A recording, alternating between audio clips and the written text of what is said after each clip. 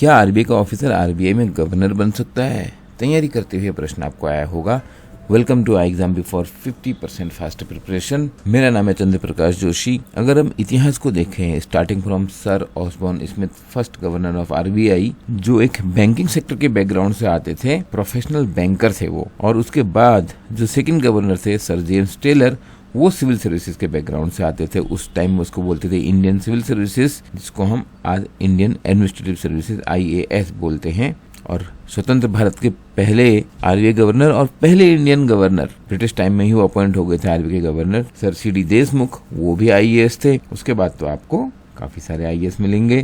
तो पहले समझते हैं प्रोसेस क्या है। Section 8 of RBI act clearly mentions central board जो होगा उसमें ये डायरेक्टर्स होंगे कौन? गवर्नर एक होंगे और not more than 4 deputy governor to be appointed by the government, central government. कौन अपॉइंट करता है? Central government. और इम्पोर्टेंट बात क्या है, गवर्नर एंड डिप्टी गवर्नर जो है फुल टाइम काम कर रहे होंगे बैंक के साथ, बैंक मतलब आरबीआई, और यहाँ से सैलरी अलाउंसेस लेंगे जो आरबीआई का सेंट्रल बोर्ड डिसाइड करेगा with approval of the central government.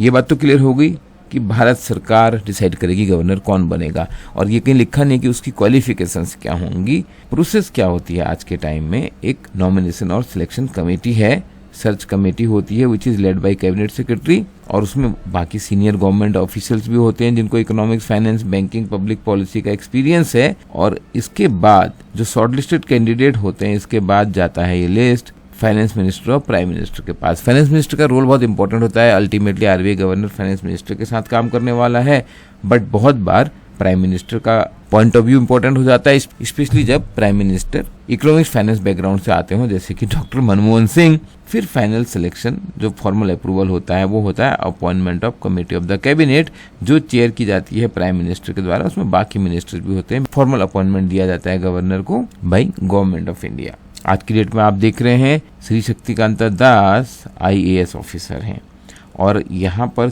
3 deputy governors हैं, doctor Patra, mister Rao, mister Ravishankar, जो आरबीआई के कार्डर से। अब प्रश्न ये है कि आरबीआई का ऑफिसर गवर्नर बन सकता है ही नहीं। ये 3 लोग आरबीआई ग्रेड बी कार्डर से डिप्टी गवर्नर बने हुए हैं। मिस्टर स्वामीनाथन आते हैं SBI से। इससे पहले के गवर्नर को देखें तो डॉक्टर पटेल, वो IAS ऑफिसर नहीं थे, इकोनॉमिस्ट थे। और डॉक्टर रघुराम राजन बहुत फेमस रिनाउंड इकोनॉमिस्ट हैं, प्रोफेसर हैं, IMF में काम कर चुके थे पहले। D सुब्बाराव IAS ऑफिसर थे, YB रेड्डी IAS ऑफिसर थे, डॉक्टर जलान और डॉक्टर श्रीरंगराजन ये IAS ऑफिसर नहीं थे। इस तरीके से आप लिस्ट में देखते चले जाओगे, आपको मिक्स मिलेगा। सबसे फेमस आरबीआई गवर्नर रहे doctor Manmohan Singh, finance minister बने और प्राइम मिनिस्टर बने 2 टर्म। अब आते हैं मेन क्वेश्चन पे, और इसका आंसर है M Narasimhan, who was the first and so far the only governor to be appointed from the Reserve Bank cadre। उनने ज्वाइन किया था as a research officer economics department में, जिसको आज आप DEPR बोलते हैं। आरबीआई ज्वाइन करने के बाद वो गवर्नमेंट में चले गए, गवर्नमेंट में उन्होंने ज्वाइन कर लिया था। वहां पर वो एडिशनल सेक्रेटरी थे। आरबीआई में गवर्नर के रूप में काम करने के बाद उन्होंने वर्ल्ड बैंक में एज ए ED ज्वाइन किया, रिप्रेजेंटिंग इंडिया, और उसके बाद IMF में। फिर वो भारत सरकार में मिनिस्ट्री ऑफ फाइनेंस में सेक्रेटरी के रूप में आए थे। और अगर आप बैंकिंग की तैयारी कर रहे हो तो आपको नरसिम्हन कमेटी के बारे में पता ना हो ऐसा कैसे होगा। 1991 committee on the financial system और banking sector reforms committee 1998। Banking और फाइनेंशियल सेक्टर के रिफॉर्म्स के लिए सबसे इम्पोर्टेंट 2 कमेटी को यही नरसिम्हन साहब हेड कर रहे थे। Now I think you know the answer of this is clearly yes.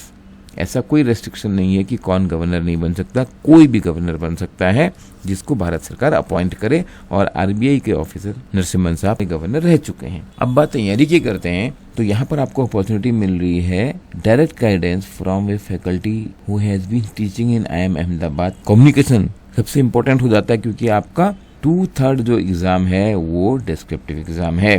Sir ने आरबीआई ग्रेड बी का एग्जाम तो निकाला ही है, और आरबीआई में chief general manager, regional director level पे थे सर, बट यहाँ पर जो आपको कम्युनिकेशन और इंग्लिश डिस्क्रिप्टिव आंसर लिखना सिखाया जाएगा वो आपके आरबीआई क्रैक करने में सबसे इम्पोर्टेंट फैक्टर होगा।